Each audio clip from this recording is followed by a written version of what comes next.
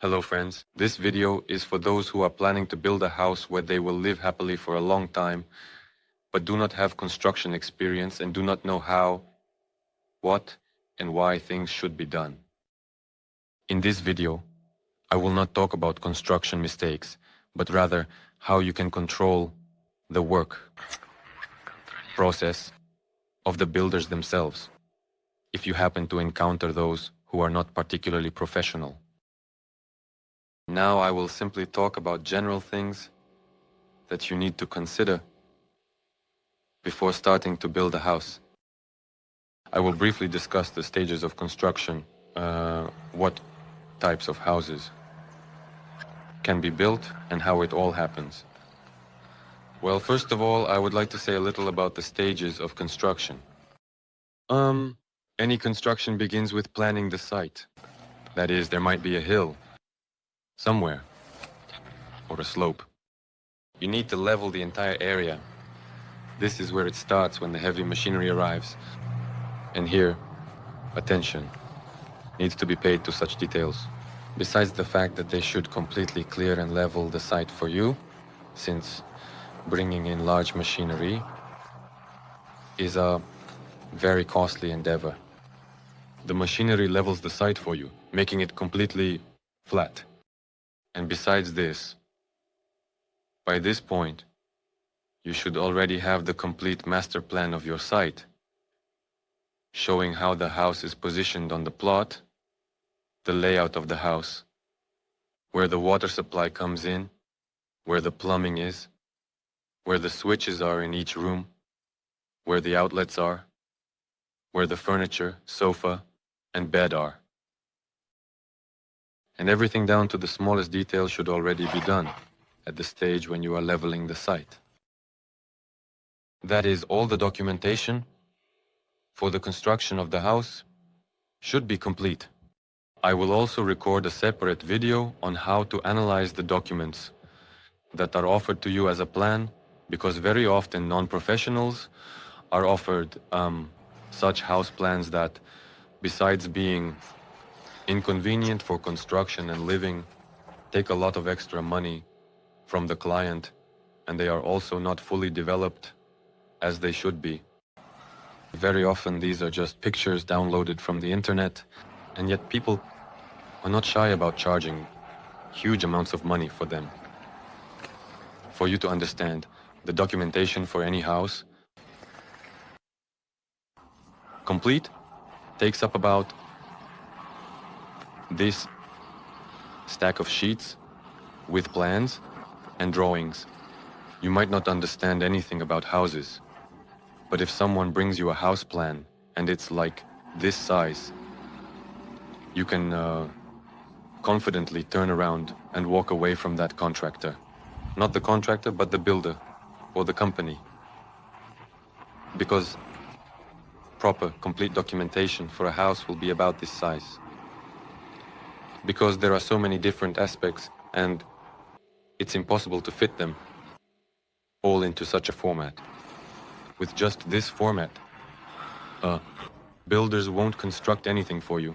And if they do, it will be with major errors and require rework. This is the simplest way to analyze the documentation being offered to you. Of course, in such a stack, you might not understand most of it, but at least it's something you can visually assess. Let's continue step by step. Since you already have a plan, you can calmly level the site and immediately create the necessary trenches for all communications: electricity, water, sewage, internet, some surveillance systems, and other things like gate opening. All these communications that will require underground installation should already be done by the time the equipment arrives. Preparation for the house foundation, the house pad, will also be done. If any additional things are needed, like, let's say, a septic tank, the pit for the septic tank should also be prepared. In other words, all earthworks should be completed. This includes having a fence around the perimeter, which often requires digging a trench, and large equipment will handle this well. And often only large equipment can handle it, if you have rocky soil. And I want to point out that it's a very expensive option to call in large machinery. Even just delivering it to the work site will cost a substantial amount. If this is not done and is broken into several stages, then you will most likely have to call in the machinery 3 more times, based on practice, 3 times, additionally to the site. And accordingly, you pay 3 times for the work that could have been paid for once. Let's continue. After all the earthworks are done, you need to install all the utilities. Sewage, water, electricity, internet, all the wiring, everything should already be installed. Installed, and moreover, connected and tested. That is, if it's water, the water is installed, with all the pipes placed where they should exit. The pipes are sealed, then water pressure is applied. A pressure gauge is installed to ensure there are no leaks over the course of a week. In other words, pressure is applied and it should not decrease over time.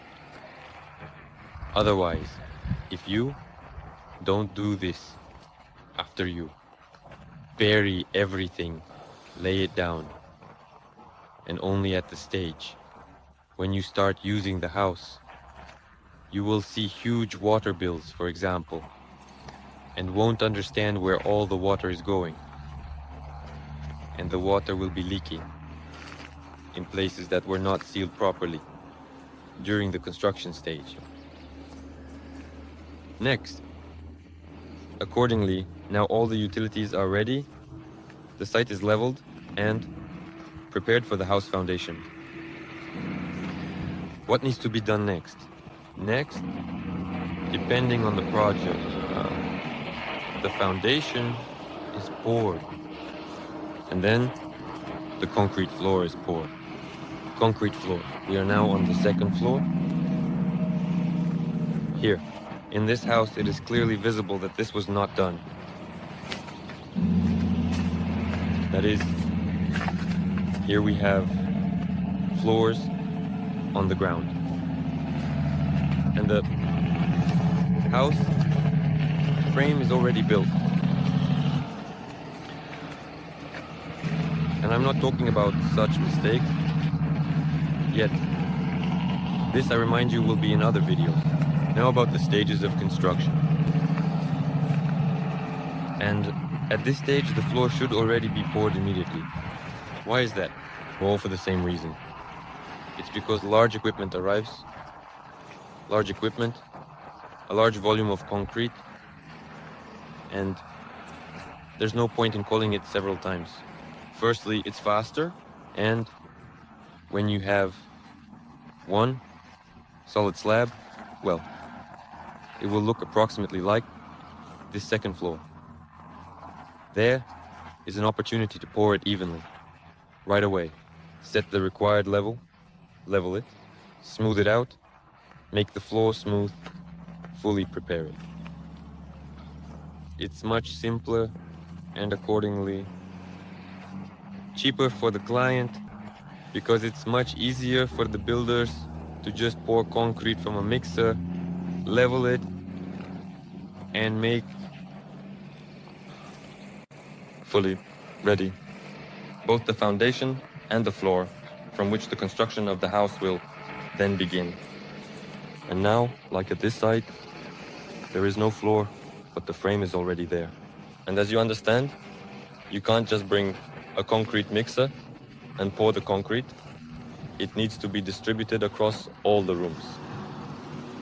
That means you need to order a concrete pump separately. That means it's another large piece of equipment that will have to be called in to pour the concrete. And also, because there are different rooms here, they are separated by walls. And in each room, you need to set the level and ensure that the level is the same in all rooms. This means the time and effort required from the builders increases significantly. Moreover, if the entire slab had been poured, it would have been a monolithic structure, meaning completely connected and unified. But now, when they pour inside the room, these will just be separate. Individual slabs, yes, in each room. So it will no longer be this monolithic binding structure that would enhance the strength of the house. After the monolithic slab is poured, the construction of the walls begins from there. And all your utilities are laid out in this manner. And then, since you know where your outlets and switches are, all the utilities are immediately laid inside the walls in the form of pipes to the outlets, to all of them. And accordingly, during the construction of the walls, the builders fully install all the necessary access points for electricity and plumbing, and so on. And once again, I want to remind you that you must have an exact plan. Here, it is clearly visible that there is no exact plan. Because, let's say, this is the bathtub. And well, what do we see here? Here we have water coming out, do you see? Here is the pipe with water coming out. Well, theoretically, there should be a sink. Somewhere here, right? Let's take a look. This is how it goes. And there we have the door. And here are the drain pipes. So you enter the toilet, the bathroom, and here you have the drain pipes. And where will you place the sink? Oh, definitely not in this corner. No way. And the water is located right here. So you can't even run it like this, because you would probably have to run it around all the walls if you have a sink here. So this already indicates that there was no specific plan. And let's continue further. Accordingly, if the piping wasn't initially done correctly in the right places, you again have to do the following things. That is, you have to, as for example here, lay out all the communications separately again and chisel the walls. Firstly, this requires a lot of time and effort from the workers and consequently money from the client, because you have to break down the walls and install everything anew, even though this should have been ready at the construction stage. So all these things have to be done again. Even though it would have been much easier for the builders to do this in advance during the construction stage. Easier, simpler, faster, and cheaper for the client accordingly. And even less in terms of materials, because you first need to remove this wall, break it down, lay the communications there, and then also plaster it. So there are many stages of work and an increase in the cost of the process. And the next stage is the construction of the walls. With the installation of utilities within them and the pouring of the roof slab.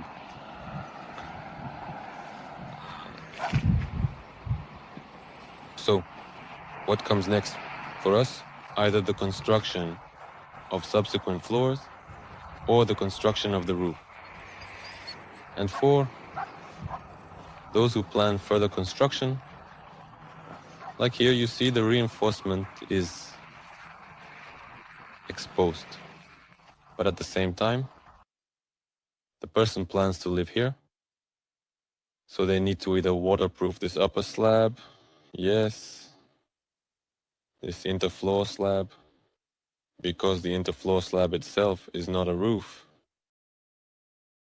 That is, water will be absorbed into the concrete and come out on the other side into the house. It will be damp in the house and it will drip from the ceiling. And the most dangerous thing is that inside the reinforced concrete structures, there is iron reinforcement. And it, as you can see, rusts. It not only rusts on the surface, but it rusts inside if there is access to water. And accordingly, the strength of the reinforced concrete structure decreases, and it will eventually collapse. Perhaps you have already seen somewhere where you notice pieces of concrete falling from the ceiling, and there is rusty reinforcement. It rusts precisely because it is in a damp environment.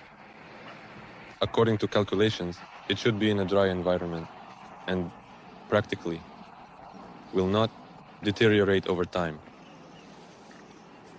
That's it. And also, if you plan to build a second floor in the future, but don't know when you'll do it, not immediately, then you need to ensure that this slab, even if you don't build a roof on top, at least has a slope.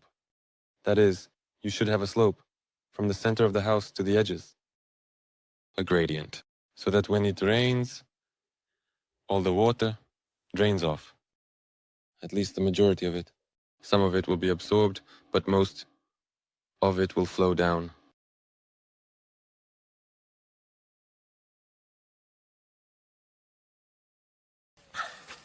There you go. And in the same way, if you are pausing construction at this stage, you need to ensure that this slab is waterproofed on this side to prevent water from seeping in.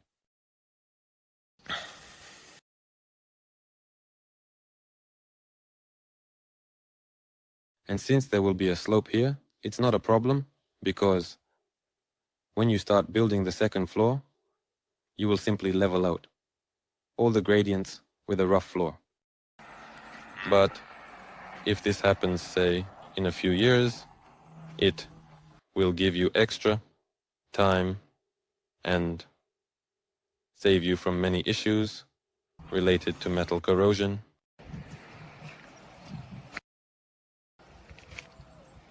Later on, when the main structure of the house is already built, like here, and all the utilities are installed, you can start the finishing work, such as plastering, puttying, and then the final finishing, painting, and so on. I would also like to draw your attention to the house plan that is being offered to you, and that you choose. I want to highlight these aspects for you. Here is a classic design mistake in house construction in relation to the client. As you can see, the house has a rather complex shape. You see there's a turn here, another turn here, and again here. It may seem to you that this is a flat area, but in reality, down here, the client could have had a room like this. See? A fairly large, spacious room. But since there's an overhang here, an overhang. Let me show you. See? So this is an overhanging structure above the house. See that? And there's a wall going there. The wall in a similar turn. That is, there's this overhanging part of the slab that I'm standing on here, and it just extends outside as if from the house. So the the room starts from this rod. From this rod, the room starts, goes like this, and turns here. And in my opinion, this is a real loss for the client because the client lost this area in their bedroom for unclear reasons. Look, here's the downside. Firstly, the area has been reduced. Secondly, because this is an overhanging structure, it requires more reinforcement with rebar. More concrete is laid here. And in fact, it already looks like a finished roof ceiling. And the most frustrating thing is that when such internal corners are made in your house, it essentially, kind of steals your money and your space. Look, let me explain now. Here is an internal corner. So you have one corner, two corners, three corners. So it's like your house is cut off at an angle like this. But what's the point? You already have this wall. This wall. It could have been built not here, but here, on this side. Isn't that right? Right. You have this wall that is built here. It could have been built further there, that is, made along the corner like this. So, do it like this. And it would have cost you the same amount of money as what it cost to build this part of the wall. And in that case, there's already an upper covering here, this roof, which, as I already explained, needed additional reinforcement to support its weight. Accordingly, for that money, you would have built this roof and made the floor below at the cost of this canopy. And it turns out that the client paid more money and received a smaller area. In fact, and it turns out that he is constantly at a disadvantage. Firstly, he lost time because it takes longer for the builders to construct this. He spent more money because there are more materials and more work involved here. And all of this becomes much more complicated than building a straight house, than making these angles. Then you must understand that no one will ever do anything for free. It's all money. So firstly, let's imagine that it was done correctly.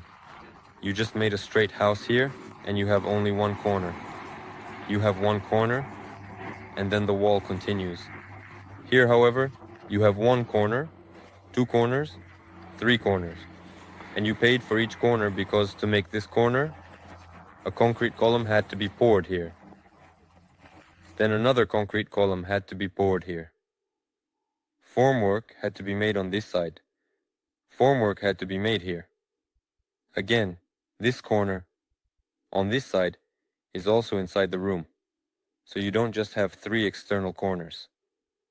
Two additional corners appeared, not only externally, but also internally.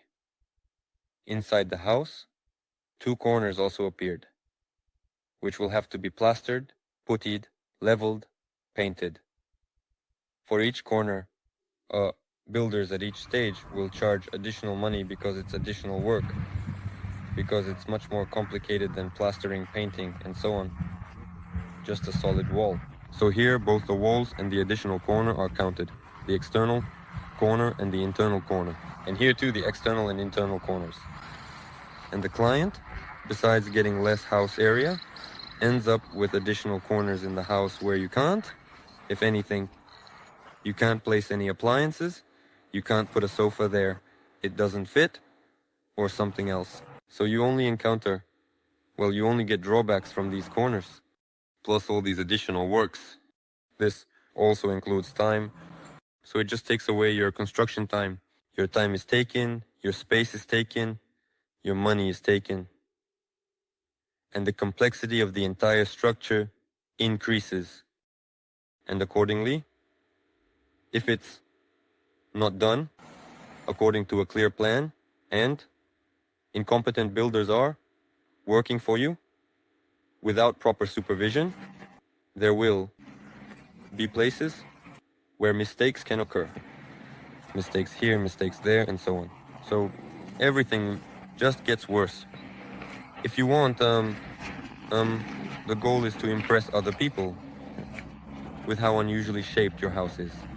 Firstly, a person who looks from below won't even see this unusual shape.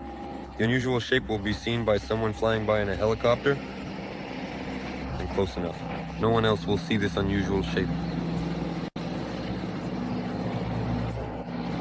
Therefore, it turns out to be unnecessary expenses from any side, no matter how you look at it. Moreover, they are kind of colossal. That is, for understanding, this house, let's calculate, it has there. I'm not considering the canopy. There are 2 more corners added because there's an overhanging part.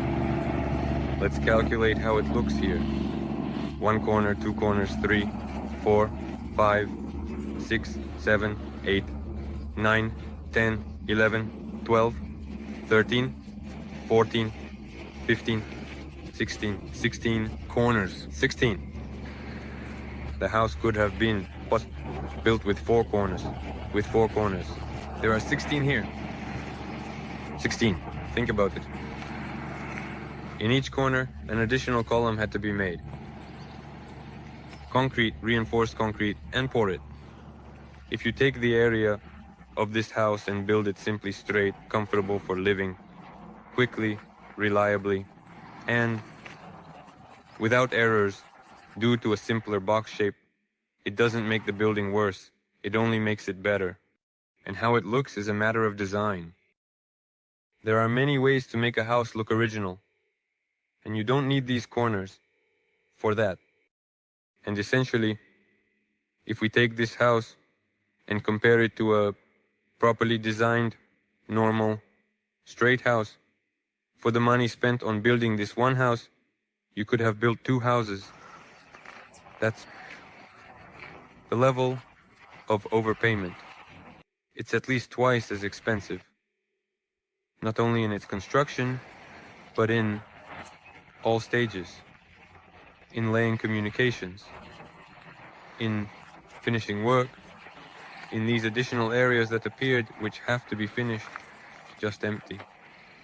Because if you calculate the perimeter like this, the area of the external and internal walls is much larger than if the house were simply straight.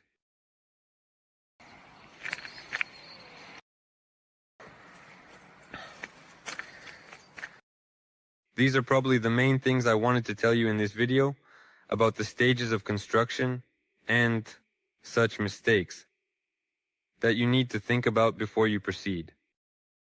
And also, when you choose a house and look at its plan, don't focus on how unusual or beautiful it seems to you, like how it looks from above and so on. That is, first and foremost, you have to live in this house. Set yourself the task. You live in this house.